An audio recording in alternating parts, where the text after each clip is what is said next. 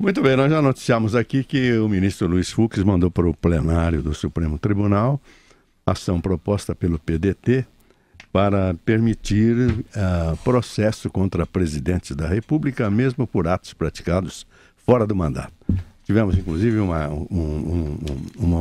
esclarecimento da Vera Magalhães a respeito. E agora está conosco o grande constitucionalista brasileiro, que é inclusive assessor aqui do... Nosso linha de frente, né, José? Nosso linha de frente. Isso. O doutor Ives Ganda da Silva Martins. Bom dia, doutor Ives. Bom dia, como é que vai? Tudo firme? Tudo bem, doutor Ives. Gostaria de ouvir sua opinião a respeito dessa questão que trata da chamada imunidade, processual temporária do presidente. É o seguinte, a impressão que eu tenho é de que o Fux fez bem de mandar para o plenário para não haver uma decisão monocrática que pudesse ser mal interpretada. Assim, o plenário todo toma uma posição. Mas a impressão que eu tenho também é que o Supremo dificilmente deverá investigar. Você tem duas situações do artigo 86 da Constituição. A primeira, quando admitir que um presidente seja eleito, ainda não tem a condenação de segunda instância, e há um processo que já está em andamento no momento em que ele se candidata e é eleito.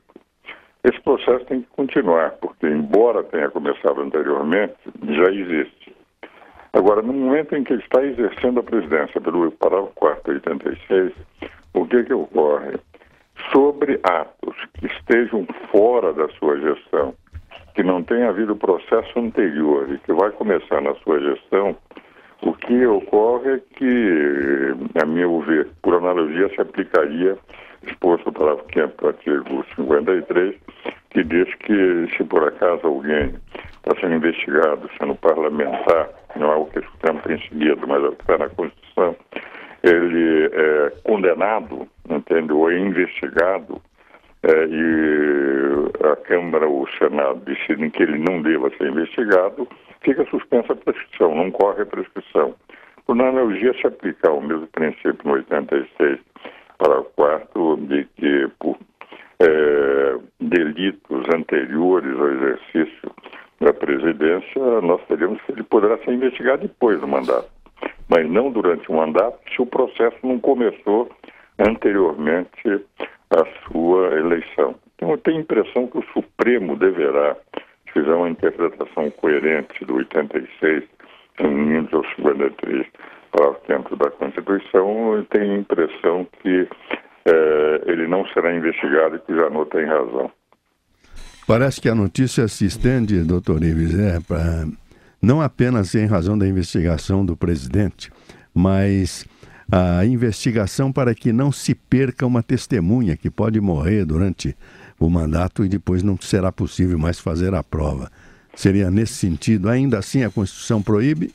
Eu entendo que, pelo parágrafo 4º do artigo 86, embora seja aplicado concretamente a figura do impeachment, que é um julgamento jurídico e político do presidente, essa investigação, entende, estaria suspensa sem correr a prescrição. Agora, vamos admitir que não haja investigação, é um risco uma testemunha morrer. Nada impede que essa testemunha faça uma declaração por escrito grave, alguma coisa, não dentro da investigação, mas matéria que poderá ser utilizada depois.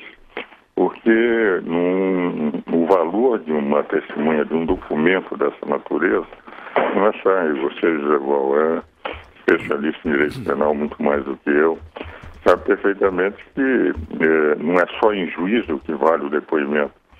Se alguém fizer uma declaração e puser essa declaração num cartório, declarar tudo aquilo tem um valor documental muito grande. Eu tenho a impressão que esse risco não haveria, e com a suspensão, com a prescrição suspensa, e se precisar de uma testemunha, houver uma declaração colocada em cartório, a impressão que eu tenho é que pode se suprir. O certo é que me parece, a essa altura, em que o Paris está numa... E é interessante, um dado que me impressiona, que às vezes o Reinaldo Azevedo tem sido criticado exatamente por defender o devido processo legal. Porque na sociedade, o processo penal é feito para defender o acusado, não para a sociedade. Se a sociedade fizesse justiça com as próprias mãos, a sociedade estaria automaticamente linchando constantemente, como aconteceu no período do terror ali Robespierre. Mas o que eu coloco que parece importante, que o Reinaldo tem defendido também, devido ao processo legal, é fundamental o direito de defesa. Eu tenho uma impressão muito triste em relação ao presidente Lula. Eu acho que ele foi extremamente incompetente e extremamente corrupto. Competente se deixou roubar, como ele deixou corrupto se participou. Mas ele tem todo o direito de defesa, tem que ir até o final o seu direito de defesa. No caso do presidente Temer, também nessa discussão, eu acho que quem quiser acusar pode já preparando as provas, que não precisam ser necessariamente em juízo se houver provas contra ele. Mas não acho que seja o momento, entende, de fazer uma investigação, no momento que o país começa a sair da crise, sinalizações, e creio que foi esse o sentido para o do artigo 86 da Constituição, no sentido de não permitir que seja perturbada uma presidência, que a figura do presidente é menos importante do que a estabilidade da nação. Doutor Ives, bom dia, Marco Antônio Villa. Pronto? Doutor Ives, uma questão... Alô, ele está ouvindo? O senhor está ouvindo, doutor Ives? Estou ouvindo mal.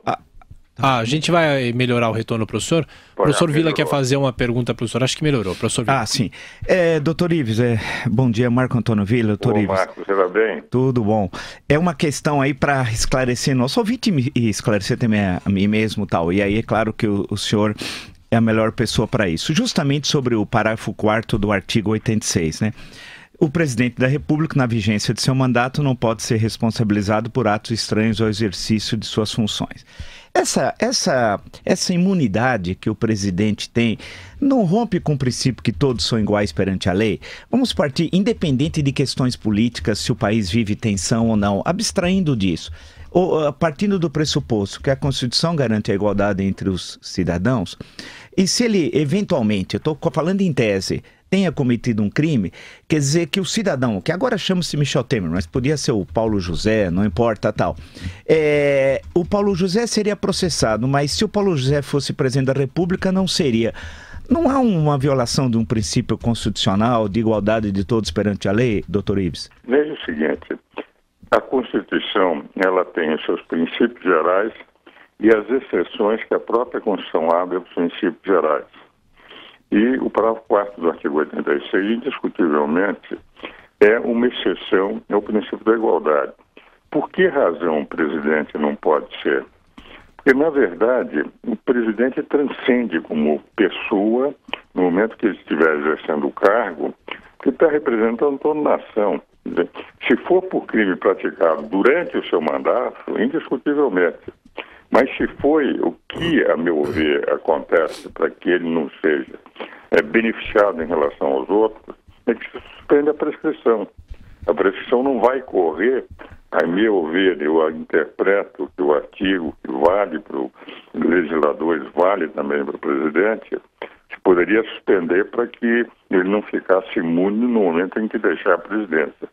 Mas o presidente da República é o homem que naquele momento está a condução. Vamos admitir que um piloto de avião esteja pilotando o avião e se perceba que ele cometeu um crime dentro do próprio avião.